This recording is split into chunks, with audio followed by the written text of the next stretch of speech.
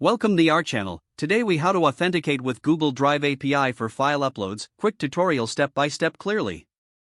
To authenticate with the Google Drive API for file uploads, start by visiting the Google Cloud Console. Create a new project by clicking on the Select a Project drop-down. Choose New Project and enter a name for your project.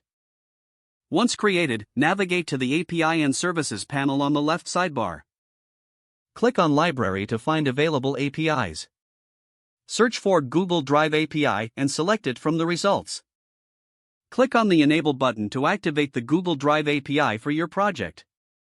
Next, go to the Credentials tab in the API and Services section. Click on Create Credentials and select OAuth Client ID. Return to the Create Credentials page and select Desktop App for the application type. Once created, note down the client ID and client secret provided. Now, download the credentials as a JSON file for secure storage. Open your terminal or command prompt and install the required libraries using pip. Use the command pip install upgrade Google Auth OAuth Google Auth hitplib to Google API Python client.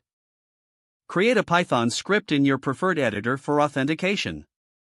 Import the necessary libraries in your script.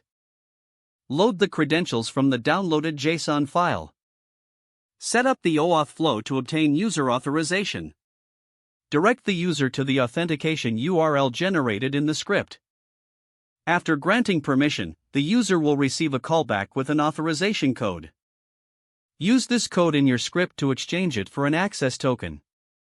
Store the access token securely for future API requests. Now you are ready to make authenticated requests to the Google Drive API for file uploads. Test your setup by attempting to upload a sample file to your Google Drive. Make sure to handle any errors or exceptions that may arise during the upload process. You have successfully authenticated with the Google Drive API for file uploads. If the page does not load, refresh the browser or try again in a private or incognito window. Make sure you are using the correct email address, then retype it carefully to avoid small typos. Don't forget to like this video and subscribe to our channel for more step-by-step tech guides.